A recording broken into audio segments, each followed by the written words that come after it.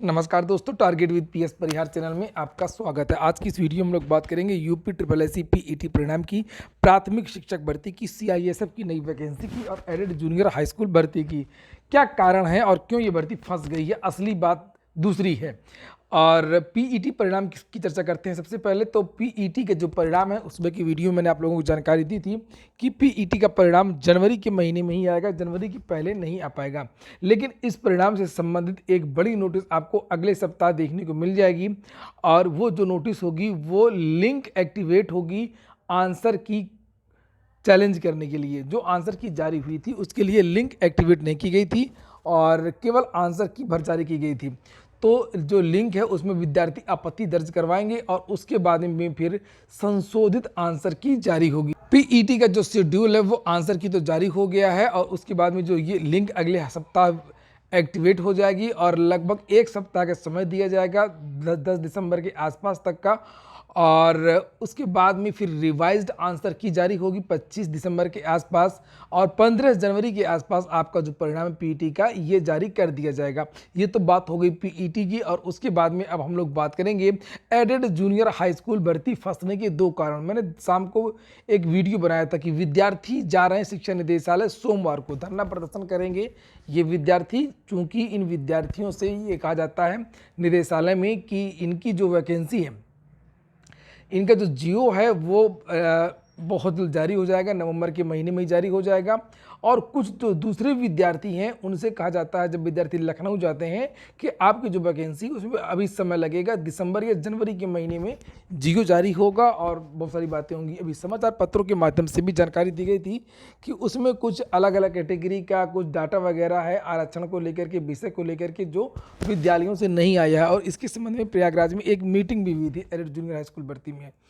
तो ये सब बातें बताई जा रही हैं, लेकिन मुझे जानकारी ये मिली है कि इस भर्ती में भ्रष्टाचार का जो मामला है, आप लोगों ने देखा होगा कि एडेड जूनियर हाई स्कूल भर्ती में जब परिणाम आया था तो कुछ छात्रों के 142 नंबर, 145 नंबर, 140 नंबर, 142, इस तरीके से बहुत ज़्यादा नंबर कुछ विद्यार्थियों को मिले थे। तो इसकी एक इंटरनल जाँच भी चल रही है, इसको लेकर के भी एक मामला है। और दूसरा मामला है एक कोर्ट केस का। कुछ छात्र हैं जिनका जो रिवाइज्ड रिजल्ट था उसमें उतार चढ़ाव हुआ है।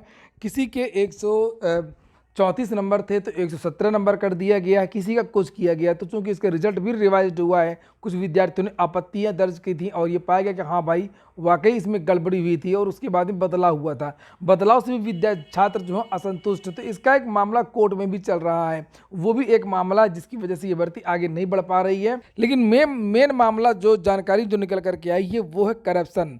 और इसमें एसटीएफ इसकी जांच कर सकती है, इसकी जांच को आगे बढ़ा सकती है। और जब तक एसटीएफ इसकी जांच पूरी नहीं कर लेगी तब तक हो सकता है कि इस भर्ती का जो जियो वगैरह जारी ना हो, इन विद्यार्थियों की नियुक्ति ना हो। अगली जो सूचना है प्राथमिक शिक्षक भर्ती की, सरकार ने जो बहुत सारे जो विभाग हैं वहाँ से, विद्यालय हैं और डिस्ट्रिक्ट हैं बेसिक के, वहाँ से शिक्षकों के जो रिक्त पद हैं उनका डाटा मंगवाया है। समाचार पत्रों के माध्यम से जानकारी दी गई थी अभी एक हफ्ते पहले कि लोकसभा चुनाव के पहले बम्पर भर्ती हो सकती है। बात तो सही है, बम्पर भर्ती तो होगी लोकसभा चुनाव के पहले, लेकिन ये भर्ती अभी नहीं होगी। जो जानकारी मुझे मिली है कि अभी डाटा आएगा, उसके बाद में बहुत सारी चीज़ें होंगी, फॉर्मेलिटीज़ होगी। इस भर्ती को आने में अभी कम से कम 6 महीने लग जाएगा, 6 महीने लग जाएगा। और इस भर्ती की जो घोषणा है और विज्ञापन इत्यादि है वो जून या जुलाई के महीने में ही होगी, जून या जुलाई के पहले नहीं होगी। और उसके पहले हो सकता है कि जो शासन है वो एक टीईटी भी करवा ले। तो प्राथमिक शिक्षक भर्ती के लिए जो औपचारिकताएं होती हैं, पहले की जो तैयारियां हैं वो तो चल रही हैं, लेकिन अभी ये तय नहीं है कि आखिरकार प्राथमिक शिक्षक भर्ती का जो विज्ञापन है किस बोर्ड से होगा, कहां से होगा, कैसे होगा और कब होगा।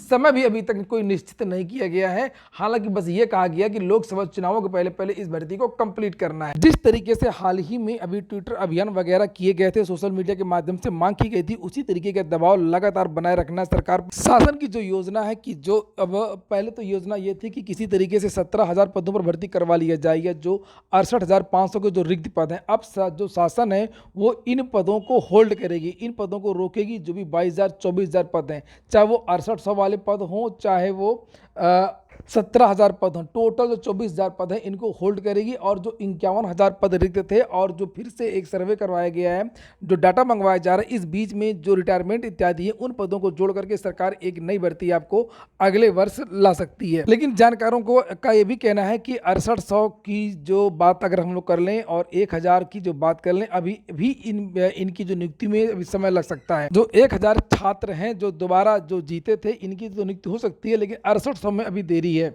चूंकि ये अब निश्चित हो चुका है कि जो उत्तर प्रदेश में जो अध्यापकों की लगभग प्रत्येक विद्यालय में कमी है, और ये आज ही के समाचार पत्र, मैंने सुबह की वीडियो में भी आपको जानकारी दी थी, और हर दूसरे दिन समाचार पत्रों के माध्यम से जानकारी दी जाती है कि बनारस में इतने अध्यापकों की कमी है, लखनऊ में इतने अध्यापकों की कमी है, वाराणसी में 10,000 विद्यार्थियों की कमी है। तो लगभग प्रत्येक जिले में अध्यापकों की कमी है।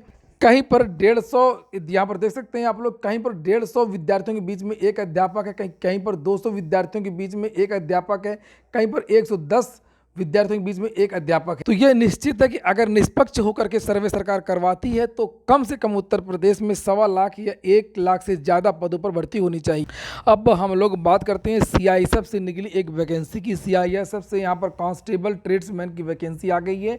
ये इसका नोटिफिकेशन है 21 नवंबर से, यानी कि आज है 19 तारीख, और परसों से इसके आवेदन शुरू हो जाएंगे। 21 तारीख से लेकर के 20 दिसंबर इसकी लास्ट डेट है, रात को 11 बजे तक। मेल एंड फीमेल बहुत सारी जानकारी यहाँ पर दी गई हैं। जो वेतन वगैरह है, पे लेवल 3 है, 21,700 से लेकर के 69,100 रुपये तक मिलेगा। यहाँ पर कैसे आवेदन करना है, क्या योग्यता, यहाँ पर पे स्केल दिया हुआ है, और यहाँ पर जो पदों का नाम लिखा हुआ है, वैकेंसीज की जो पूरी संख्या वो लिखी हुई है कि टोटल पद कितने, यहाँ पर आप लोग देख सकते हैं 779 पद यहाँ पर दिए हुए हैं। अलग अलग कैटेगरी के, जनरल के कितने पद हैं, SC ST के कितने पद हैं, OBC के कितने पद हैं, यहाँ पर इसके बारे में भी जानकारी दी गई है। और नीचे यहाँ पर फीमेल कैंडिडेट्स के बारे में भी जानकारी दी गई है, और इसके नीचे यहाँ पर योग्यता इत्यादि के बारे में जानकारी दी गई है। ये पूरा का पूरा जो विस्तृत नोटिफिकेशन है आप लोगों को मेरे टेलीग्राम चैनल पर भी मिल जाएगा, या सीआईएसएफ की जो ऑफिशियल वेबसाइट है वहाँ पर भी जा करके आप लोग इस नोटिफिकेशन को देख सकते हैं। अगर आपके अंदर योग्यता है तो आप लोग इसके लिए आवेदन भी कर सकते हैं। ये वेबसाइट है जिससे आप लोग यहाँ पर देख सकते हैं। इसी वेबसाइट से आपको आवेदन करना है, नोटिफिकेशन देखना है, CISFRECTT.in। इस वेबसाइट पर जाकर के आप लोग आवेदन करेंगे। एप्लीकेशन फीस 100 रुपये है। एज के बारे में जानकारी दी गई है कि 18 से 23 साल तक के जो युवा हैं वो इसके लिए आवेदन कर सकते हैं, लेकिन इनको हाई स्कूल पास होना चाहिए। ये देखिए यहाँ पर लिखा मैट्रिकुलेशन।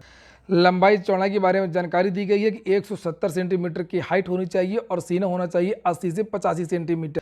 इसी तरीके से फीमेल्स के बारे में भी जानकारी दी गई है कि इनकी जो हाइट है वो 157 सेंटीमीटर होनी चाहिए। तो ये हो गई आज की प्रमुख सूचनाएं। वीडियो अगर आपको अच्छा लगा तो लाइक कर दें। जिन छात्रों ने चैनल को सब्सक्राइब ना किया हो सब्सक्राइब कर लें, और जिन छात्रों ने टेलीग्राम चैनल को ज्वाइन ना किया हो तो टेलीग्राम चैनल को भी ज्वाइन कर लें। पूरा वीडियो सुनने के लिए बहुत बहुत धन्यवाद।